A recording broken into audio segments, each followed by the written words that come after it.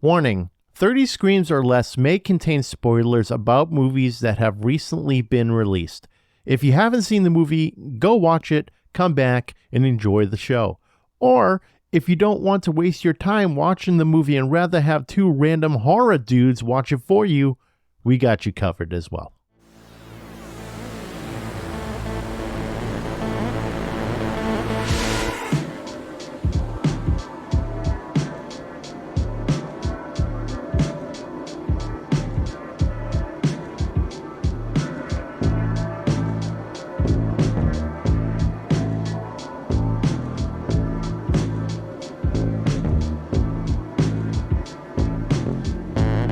Welcome everyone to 30 Screams or Less, a horror movie podcast where we review horror movies in 30 minutes or less and try not to bleed to death. Today's movie we're going to be reviewing is Fear Street Part 1, 1994. It's directed by Lee Janik, written by R.L. Stein, Kyle Killian, and Phil Grazadil. I'm going to go with that. Starring Kiana Medria as Dina, Olivia Scott Welch as Samantha Fraser, and Benjamin Flores Jr. as Josh. The plot is a circle of children friends accidentally encounter the ancient evil responsible for a series of brutal murders that have plagued their town for over 300 years. Welcome to Shadyside. So, for the next 3 weeks, we're going to review each part of the Fear Street series. So we're going to do 1994, and then there's 78, and then there's the 1666. We're just going to do all three of them, review them all separately, and we're going to fucking get into it in just a second. By the way, that reference at the beginning about bleeding to death is Corey is currently bleeding to death out of his nose. Yeah, it's we're about to start recording and my nose just started and it was a faucet for some reason. So I was like, Steve, don't hit the record button yet. I got to jam a tissue in my nose real quick. So fitting with the theme of the podcast, horror movies, I'm just IRL bleeding now. Yep, fuck it. With that in mind, 30 Screams or Less starts now. Corey, what did you think of Fear Street Part 1, 1994? So we didn't have a podcast this week. You'll be hearing this next week, but we didn't have one the week of the 25th because I was in Belgium. When we were on the plane, I was looking for movies to watch that I had never seen before, and this was one of them. I said that to Steve, and he's like, "You've never fucking seen any of these?" And I was like, "Yeah." I even have the soundtrack on vinyl. I bought it because I typically buy everything Waxworks makes because they only put good shit on vinyl. Yeah, and I was just like, why the fuck do you have the vinyl and not seen this movie? So yeah. You're just like, I don't know. But I absolutely love this, dude. It's like, it came out last year, right? They nailed like that 1994 like feel. Slasher. It was like a perfect slasher movie. Mm-hmm. Dude, like great. And I'm sure the second one is like more of that because it takes place in Camp Nightwing, I believe, yes. Which is what they talk about in the first movie, but it's Crystal Lake vibes. Oh, absolutely. 100% Crystal Lake vibes. It's like Jason, not quite Jason. Got that look a little bit.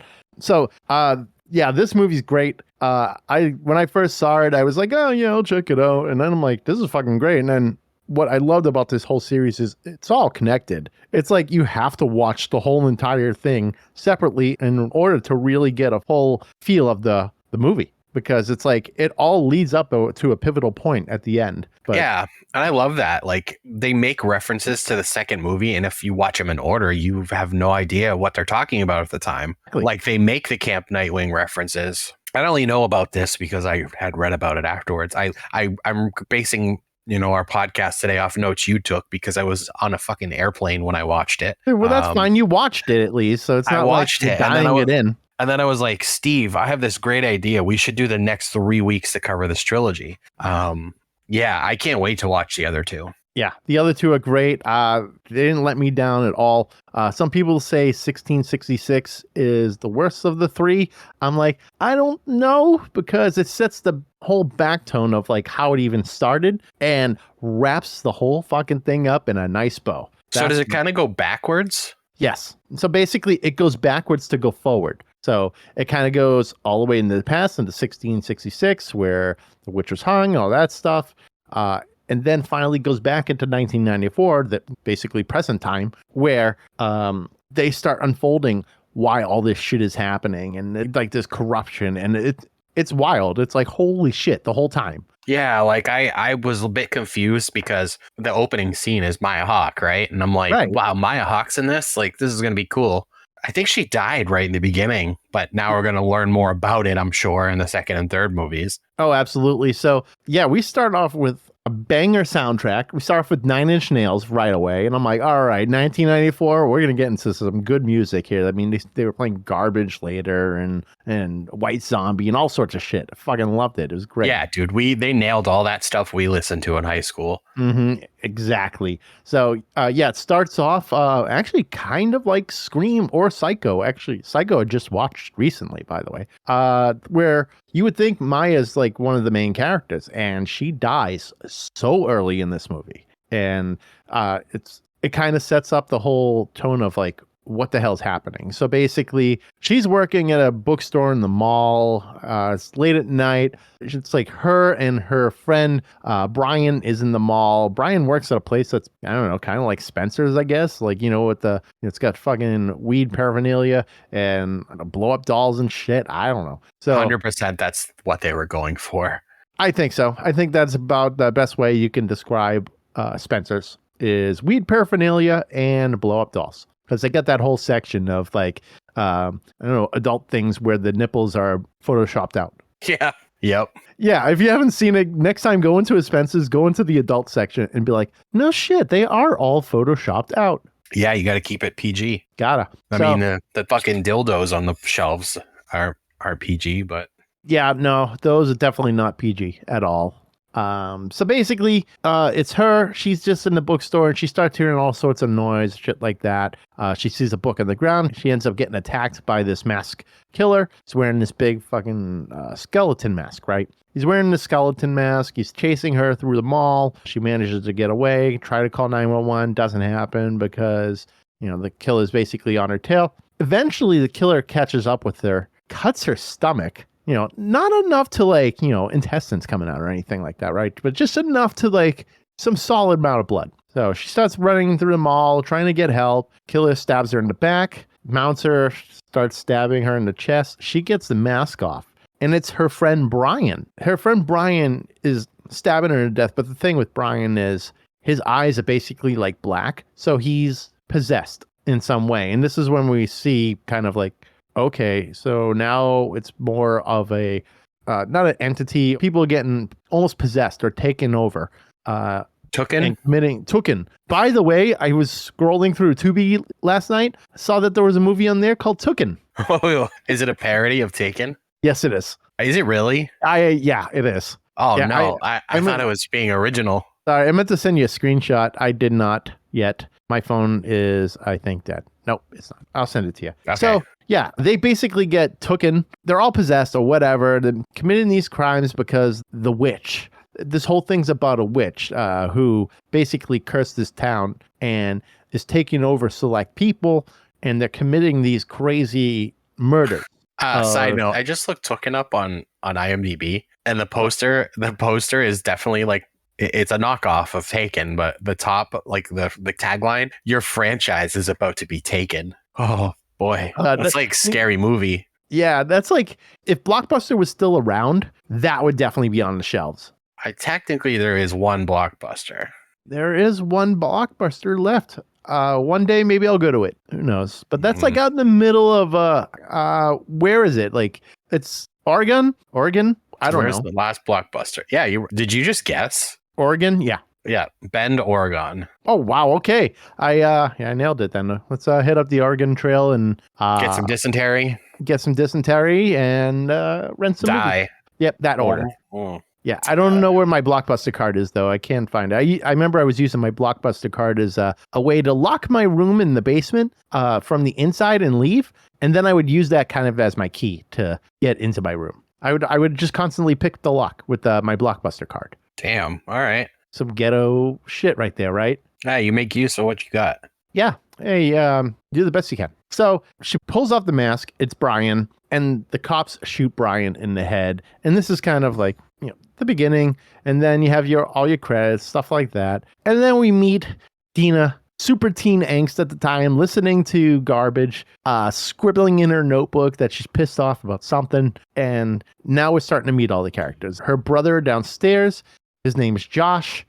He's one of the main pivotal characters in this. Dude, Josh was my favorite character. Josh ruled. Because Josh liked video games and heavy metal, and that's a friend I want. I want that fucking friend. He did. He was listening every time, like when he was talking on, what is that, AOL? What the fuck ever? He was the king of silence or something like that. I think it was the queen of science. I think it was a lady. No, but what was his name? Oh shit. I can't remember what his name was. But okay. Anyways, he's like always listening to metal. It's awesome. Yeah, and he's wearing like heavy metal shirts. He's wearing like an Iron Maiden shirt later in the movie, and things like that. At one point, he's playing Castlevania. I'm like, this kid's awesome. Yeah, he's like that little asshole from Terrifier 2. Yeah, exactly. Like with Jonathan? Yeah, fuck him. Oh, yeah. Jonathan's got all sorts of heavy metal posters on the wall, but he doesn't look like he would really listen to heavy metal. It looks like Metal Blade probably just said, hey, can we put a bunch of posters up on the wall for this movie? So the funny thing is all the photos I've seen of him doing like conventions, he's always wearing a metal shirt.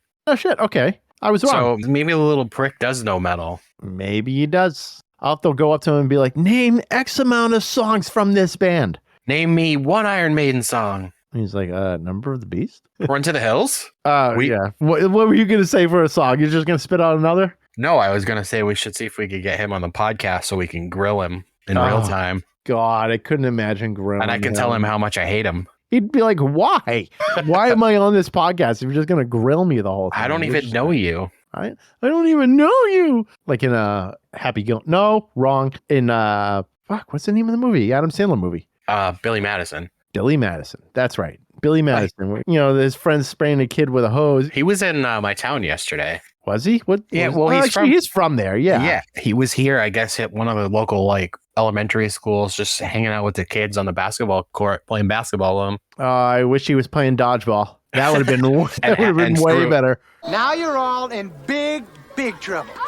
I wish he threw wrenches too, because fuck them kids. Yep. Oh, that's funny. So where are we now? Okay, so we get to the school. This is where we then meet Kate and Simon. They're both hanging out in the girls' bathroom. Dina walks in and is hanging out with them. Dina's all teen angst still about how her and her ex-girlfriend broke up. And she's trying to get Kate to bring something, I don't know, lame to Samantha, her ex-girlfriend. And Kate's like, just go yourself. We're going tonight to Sunnyvale to this vigil or whatever. So I don't know if you ever watched Trailer Park Boys, but the park they live in is called Sunnyvale. Oh, is it? And I legit thought we were going to get some weird crossover. That would be such a weird crossover to have Trailer Park Boys just show up and be like, oh, no, I don't know.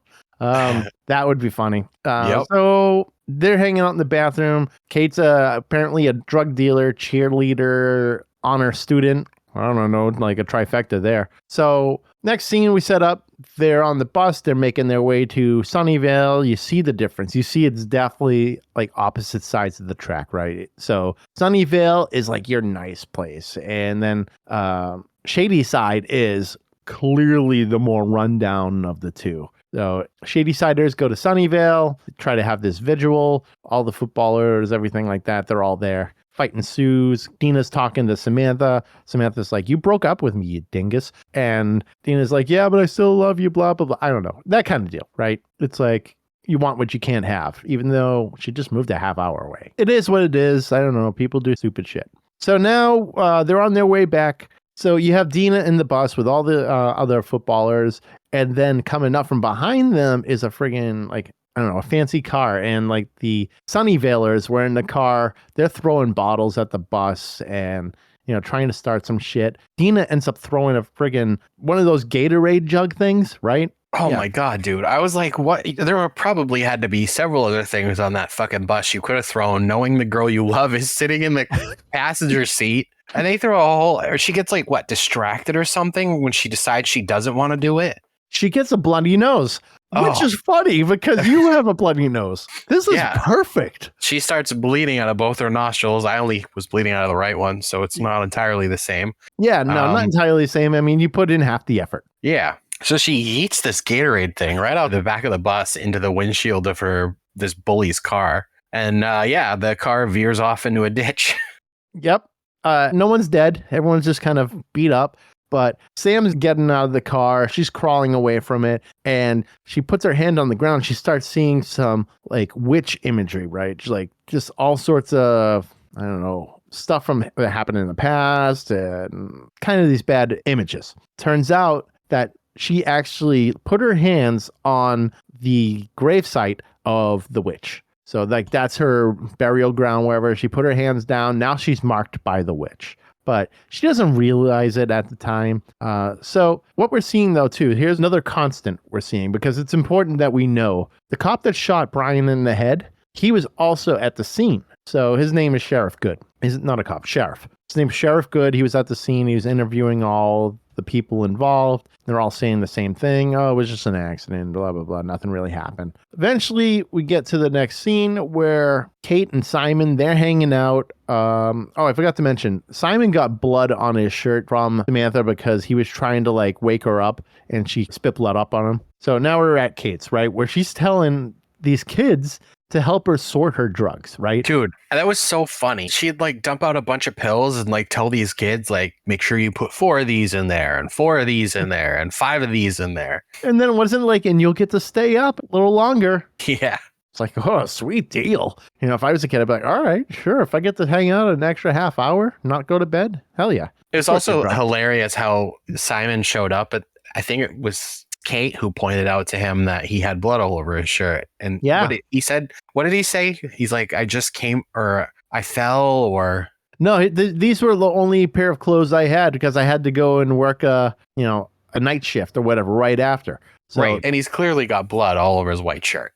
Clearly. And that was his excuse. Of course, whatever. Maybe he wanted to be cool, or maybe he's legitimately like, I had to go to work. I needed a shirt. I wore this. So he takes off the shirt. He's ready to do laundry with Kate. She's babysitting, all this stuff. And then all of a sudden, Kate and Simon start hearing like some shit go down in the living room. And they're thinking it's the Sunnyvalers, right? The Sunnyvalers are there to mess with them a little more. And what we end up seeing is someone that has the same skeleton mask going through the clothes. And he grabs the shirt that Simon was wearing, which now it's like, okay, is it a Sunnyvaler? Is it something more supernatural where they're going for the shirt?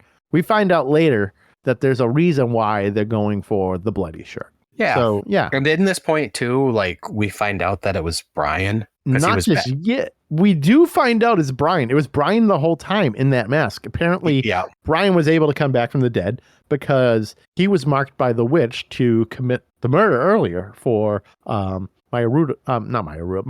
What? I almost said Maya Rudolph. No, I don't want her in this movie. I wouldn't watch absolutely it. Not. Nope. No. 1 out of 5 dead kids if Maya Rudolph was in this. -10. -10 dead kids. Yep. So all the alive kids, you can't undead them, right? I mean, unless you can make them extra dead. Yeah. Okay. So it's not Maya Rudolph. Maya Hawke. Yes, Heather is her name. So yeah, Heather was murdered at the beginning by Brian. And so this killer's got this skeleton mask on. He's going for the bloody clothes. He's trying to hunt down Samantha. He's trying to kill Samantha because she was marked by the witch. So this killer is going after her in the hospital. Dina shows up to go see how Samantha's doing because she's worried about her after the accident. And she's thinking that Samantha sent her new boyfriend over to mess with the Shadysiders, right? So she's there. The boyfriend actually ends up getting stabbed. So obviously it's not the boyfriend committing this shit and going to the house and messing with their stuff. It's literally a killer going after Samantha. And Samantha and Dina, they're getting the hell out of there. The killer's on pursuit. They're able to knock the killer down. The mask comes off. It's Brian, but with a bullet in his head. So Brian's somehow alive. And they've established that, okay, he's supposed to be dead, right? He's supposed to be dead. And they go to the cops. Cops don't believe them. Or sheriffs don't believe them because they're not cops, they're sheriffs. So, Corey, why don't you take us where we need to go from here? We're at the police station. What happens next? I don't remember. You don't remember? Dude, this was like 3 days ago. All right. Well, I don't want to talk the whole time. You know, I want to make sure you're in there. Like, otherwise it's like, what the fuck is Steve saying the whole time? He's just rambling. But no, I'm just trying to give a synopsis or like a what's happening, right? A kind of a play-by-play action, if you will. So next we find out like Simon's hanging outside and he sees this girl on the ground and she's kind of just sitting like the witch from friggin' Left 4 Dead. Oh, dude, I remember now. This is when he hears her singing. Yes. And he's like, who was this hot chick? She was walking towards me and singing, and then she tried to stab me with a straight razor. Yeah, an old-timey thing, a straight razor. An old-timey thing. Yeah. And this is when Josh realizes like, oh, damn. So Brian was dead and he's trying to kill Samantha. And then you have that girl with the razor blade, Ruby Lane. So we got Ruby Lane with the blade. And now Josh is like, I just realized. And he goes through and he's just naming all the bad things that happened throughout like the 300 years since this witch was killed. Because obviously, you know, everyone thinks the whole witch thing is a fairy tale, right? It just doesn't make sense. But there's been mass murder after mass murder after mass murder happening over those years, which is why Shadyside is kind of like run down and beat up and no one really wants to be there. So they start showing all of these killers over the years. One of them being the 1978, you know, the killer with the bag head, if you will. So that's probably my favorite one of the three because he was basically Jason Voorhees from part 2. Yeah, exactly. With an axe. Mm-hmm. Actually, I think he used several different weapons, but I also liked how they had all this knowledge about all of these things that have happened the previous 300 years. They knew it all already. Yeah, Josh just so happened to have it readily available right in front of him. Like, holy shit. Josh was like clearly the nerd where he was in his room all the time, like just listening to music and just reading. That's what he did because he didn't have any friends. Nobody liked him. No one liked him. That was his thing. He would go online, he'd chat, he'd do his true crime shit. And then he had all this wealth of knowledge because he's like, obviously he's into true crime and, you know, serial killings or whatever.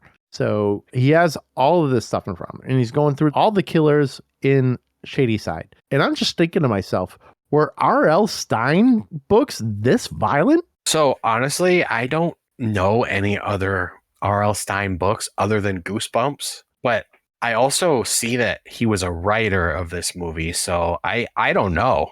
I mean, clearly he's got some sort of say in the writing of this movie. He's not going to just sit there and be like, it's a little violent. So he didn't have anything to do with Fear Street Part 2. Oh, he didn't? No, he just did Part 1 and 3. Oh, okay. So he probably just said, yeah, go ahead, go for it. Oh, wait, no, sorry. Part 2 as well. So he did all 3, but I don't know if there are any books. Yeah, I haven't looked, honestly. I just went off of the Fear Street series. I saw it was R.L. Stein. I'm like, oh, I know that name. It's from my childhood. It was an entire series. Oh, called damn. Fear Street. There were 50-something books. Wow, I do not have time to read all that. No. Unless it's like Dr. Seuss style, like where it's really short. So the first one was called New Girl. Okay. Huh. Okay. Well, we'll have to dive into that. I think that's a different podcast, and I don't know if I can read a book a week to freaking have a podcast on that. I'll just do the quick notes. I can't read a book at all unless there's pictures. Do those have pictures? Maybe I don't know. It's probably a chapter book or something. I like comic books. That's like the closest I get, or wrestling books is the closest I get to reading now. Wrestling books? Yeah, biographies and stuff. Oh, that okay. I'm thinking something. I meant? I don't know. I thought some sort of cartoon wrestling book. Oh boy. Yeah, it's kind of like those crossover movies you see with Scooby-Doo and John Cena or whatever. Maybe that's what I was thinking. I don't know, man. So we're okay. Yep, yeah. yep. So anyways, so Josh tells us the whole lineage, everything that's happening, like everything's violent. Apparently, all these killers are just crazy. Ruby Lane killed her boyfriend and like family members with the razor blade, and so now we have 2 killers. And then what they decided to do is they decided to go back to the witch's burial ground, and they're trying to undo what they did for Sam. They just wanted to like undisturb the grave, like, you know, make it nice, whatever, and hope that it would work. Like the witch would be like, oh, okay, you're fine. The place was a mess, but it's good now. So they do that, but then they see the third killer, Jason, not quite Jason, running out of running out of the woods with his bag hat thing, whatever, with his axe. And Josh is like right in like line of sight of this killer.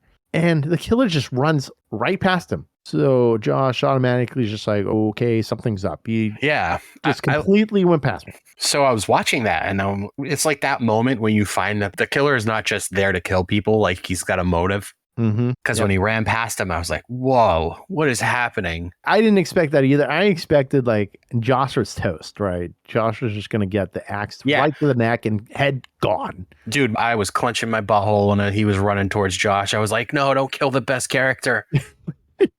Because he was running with intent, man. He was like beelining it, and Josh was in the way, and he just went right around him, right past him. Why did that kid look so familiar? I don't know. He did have a familiar look to him. Oh, wait, I know why. Because he looked like a bargain store Robert Pattinson. Robert Pattinson? From Twilight or The Batman?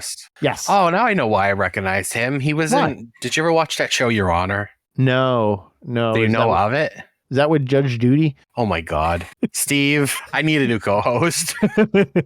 No, Your Honor was that show with Bryan Cranston that ended like, I believe, earlier this year. Oh, okay. Anyway, no, I didn't watch it. The kid that played Josh was one of the characters from that show. That's why I recognized Got it. All right. Yeah, I didn't see it.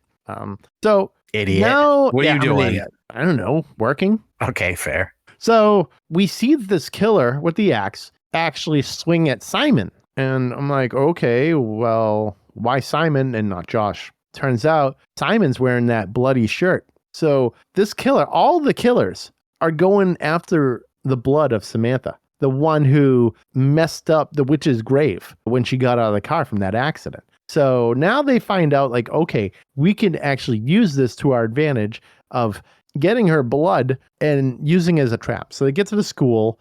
A weird scene ensues where I guess some sexy time stuff is happening. I don't know. But this is sexy time. Yeah, it got a little awkward because I'm watching that on my tablet on the plane. Yeah, that's and why all kids. It's like I didn't dare watch the second one because I was like, oh boy, I don't want to look like I'm watching porno on an airplane. Yeah.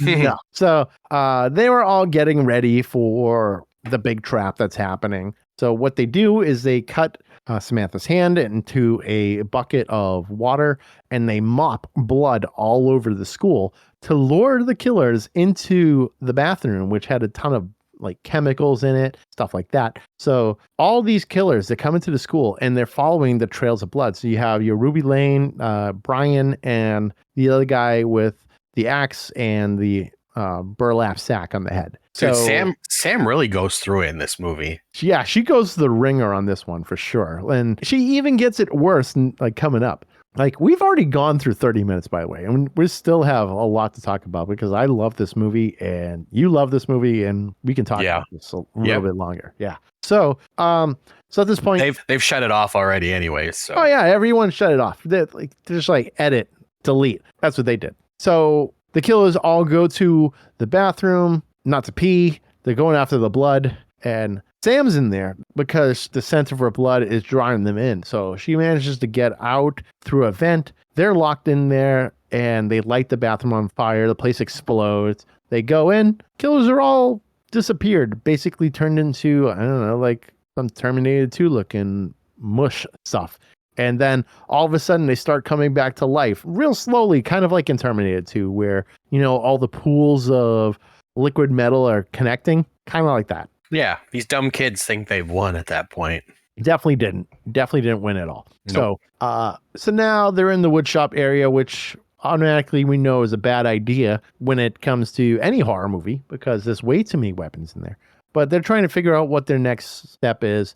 Then they find out that there was actually someone that survived the mark of the witch. And the person that survived was the survivor from the 1978 incident, which is Fear Street Part 2. So all of these, like I said, connect so nicely. And that's one of the main reasons why I love this whole thing. So yeah, at this point, they're in the wood shop. They're trying to get away from the killer. And they're realizing that Samantha's screwed, that they will not stop until she's dead. So she wants to die at that point to save her friends and make sure they're safe. Josh finds out there's a way that maybe we can help save you because someone in 1978 survived. And even though they were marked with the witch, Corey, who was that person? Who was what?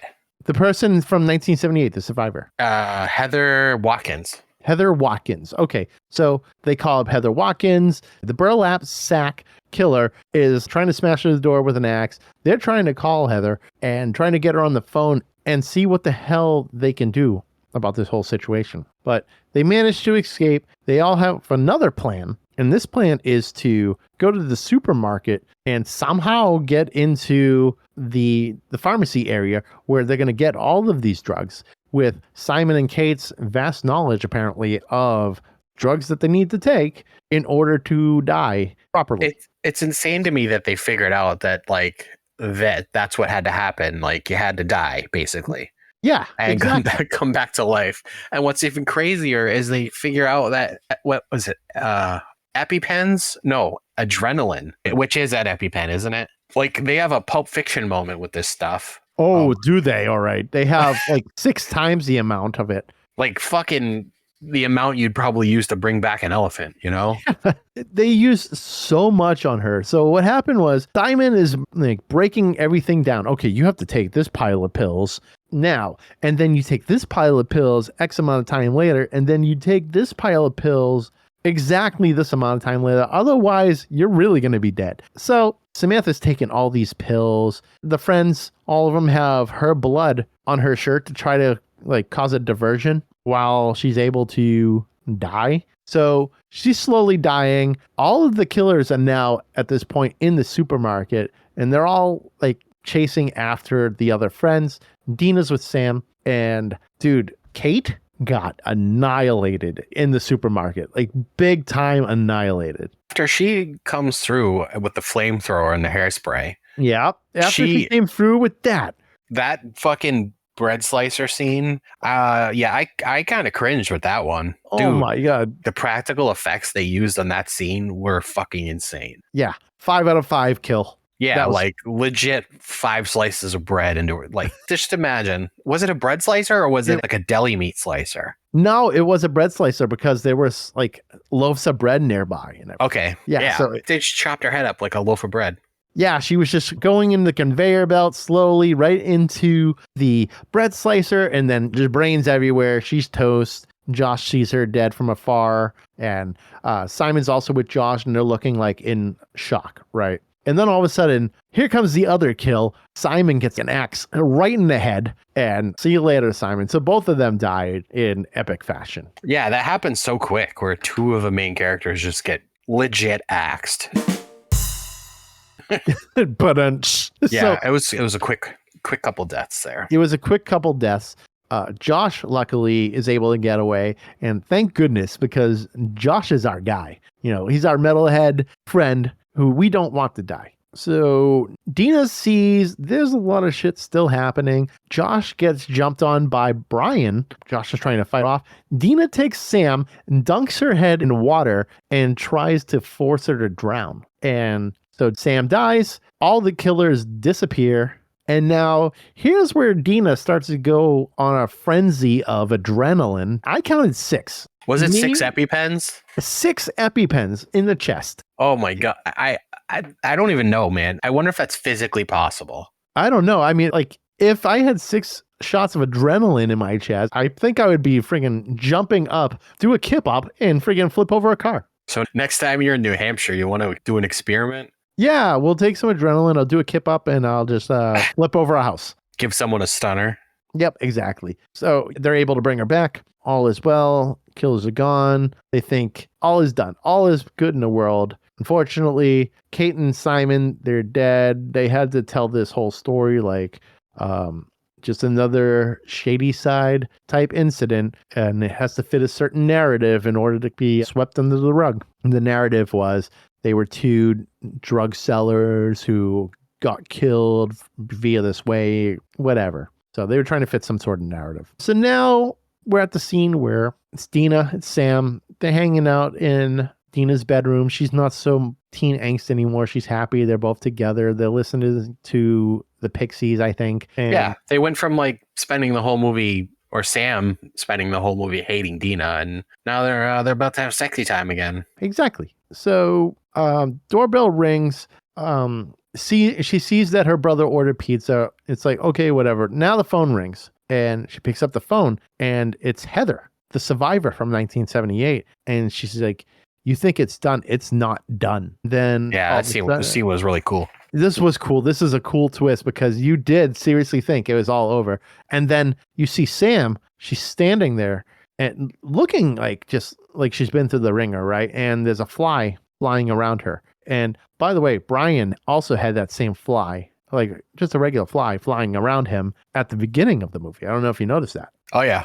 So He was rotten. yeah, they were both rotten. That's where the fly was from because they were friggin' souls are rotting. So Sam's basically her soul's rotting, flies flying around her. We see that she actually stabbed Dina. And so they get in this big ass fight. The brother's downstairs listening to some heavy metal on AOL, talking to his friend, you know, going to bat for Simon and Kate, like the good heavy metal friend he is. And Dina comes down, taps brother on the shoulder. He sees that she's stabbed, and she's like, "You need to come upstairs." And that's when we see Sam tied up. She's possessed, basically.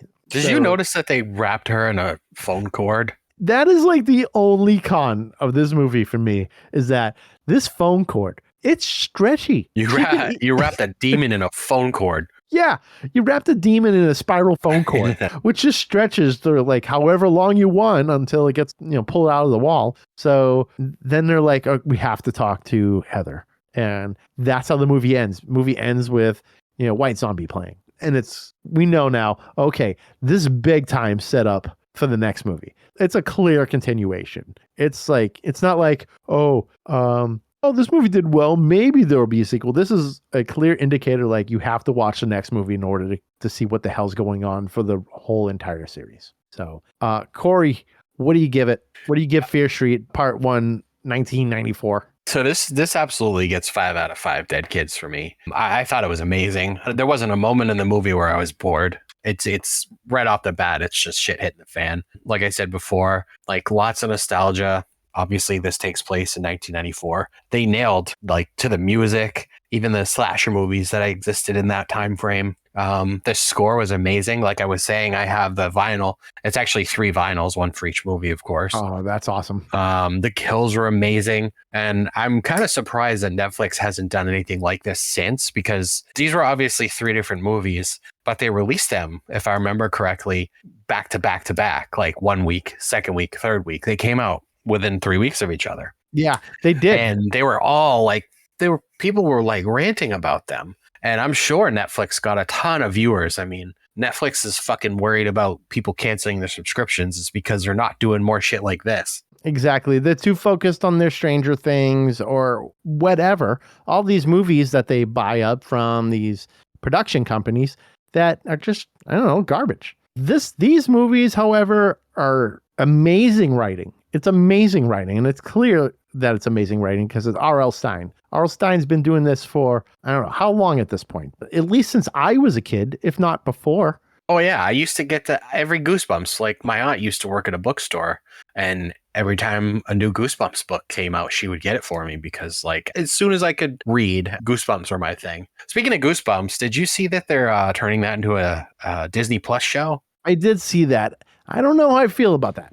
I feel like now that we have Fear Street, the ultra violence we just got out of that, I feel like there needs to be, you know, a solid amount of horror coming from the Goosebumps. I don't know. Maybe Disney will do it right. Who knows? The Scream King is in it, though. Justin Long. You got it. That's the Scream King right there. I don't know, man. You don't like him? It's that I don't like him. It's just that I'm not sure about this casting. Okay. Fair. Fair. Dudes, same with me. 5 out of 5. This movie was great. I loved every second of it. I've seen it 3 times at this point. And each time I'm just like, I'm entertained. There's not a boring scene in this movie. Like I said, the only scene that I thought was comical was the telephone wire wrapped around Sam and it clearly not being a strong wire. But that does not justify taking it down to like a 4 or whatever, because this whole movie in all was great. And the rest of the movies are great as well. I can't wait to review them. I can't wait for you to see them and be like, holy shit, this is all just wrapped up so nicely. Yeah, I can't wait. I'm gonna get on that very soon. Yeah. Whenever I have a couple of hours to kill. Yeah. So easy 5 out of 5 for both of us. Thought it was great. Netflix definitely needs to start doing more stuff like that because that is just smart writing. Smart writing. It's great. Or at least have like R.L. Stein do more stuff for Netflix. Just let him make horror stuff. Oh man. Absolutely. Imagine Guillermo del Toro and R.L. Stein doing something together. Oh my God. Make it happen. Because we always do this, man. We always say, oh, yeah, like, watch this happen. Now we got to make this happen. Now we got to make R.L. Stein and Guillermo del Toro fucking make this happen. We have to make this happen. Yeah, we gotta, that one has to be manifested. Well, yeah, let's just put it out in the universe now. Let's just put it out there. Next week, we'll see a news article. Well, maybe because of the strike, but I guess that might be ending soon. So. Oh, yeah, I heard that might be ending soon. So we'll see what happens. We are not part of those strikes, unfortunately, because, well, we're not part of those, what are they, like, unions. They're unions. We're not part of them. Yeah, we don't make any money. Yeah, I don't make shit. And apparently they don't either, which is unfortunate. And those are the unsung heroes of movie industry, the writers, because without the writers, we wouldn't even have a movie to begin with. Nothing would be written. Yeah. So we wouldn't have anything to talk about. Exactly. We wouldn't have a single thing to talk about. It would just be people dancing around on screen, not even saying a single thing. Or just be an ass on the screen. I hope you know the reference. An ass on the screen? Just an ass on the screen. No, I don't know what you're talking about. Idiocracy. It's been so long since I've seen that. And now it's funny because all the shit that happened in that movie has come true. Yeah, I know. It's so weird. Mike Judge is a genius writer, too. That guy is... He is. something. Did you watch the reincarnation of Beavis and Butthead? I didn't, actually. How was it? I didn't watch it either. I don't want to tarnish my memories of the OG Beavis and Butthead. Yeah, that's fair. OG Beavis and Butthead for me was, back in when MTV was playing Beavis and Butthead and they were still playing music videos, they had to put like a music video in Beavis and Butthead to still basically be MTV music TV. So, they would have those scenes in there where Beavis and Butthead are dancing to the music or talking about how the video sucks or whatever. So that's the Beavis and Butthead I know. And then Beavis and Butthead Do America, which is great. I haven't watched that in so long. I got to watch that again. It's been years. I thought there was another movie that came out too recently. I think there was. I think it was, I don't know if it was a Hulu original, but it was like a streaming original. Okay. Yeah, I didn't see it though. Not yet, at least. Even though I have like basically everything. Yeah. Yeah. So I think we can wrap it up here. Everyone, check out Fear Street Part 1, 2, and 3 on Netflix now. Next week, we're going to do Part 2, 1978. It's going to be awesome. Can't wait to do that. Corey, can't wait for you to see it. I can't commend it enough. So everyone, be sure to like, follow, and subscribe on Facebook, X, Instagram, Threads, and YouTube. Leave us a 5-star review on all podcast platforms so we can get some more exposure. Of course, tell your friends. We're also a part of the Shining Wizards Network. Be sure to visit shiningwizardsnetwork.com. They're an awesome podcast network ranging from wrestling to heavy metal, horror, all that stuff. A lot of good stuff. Visit 30screamsorless.com for all previous episodes and transcripts to go with those episodes.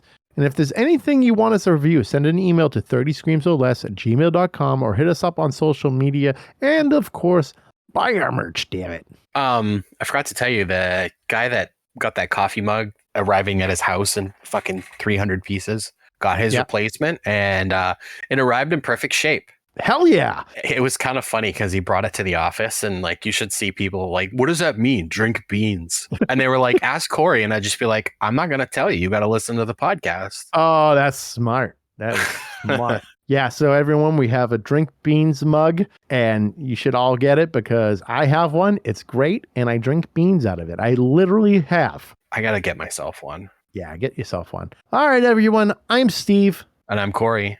And thanks for listening to 30 Screams or Less. And of course, don't forget to drink your beans.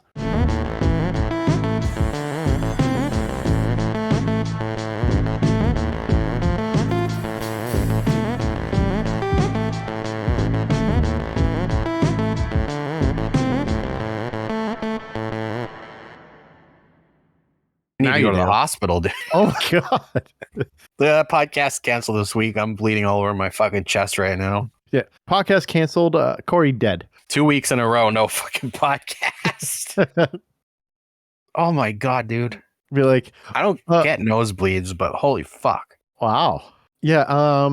Due to Corey bleeding to death, we just have to take the week off. Yeah. Holy shit.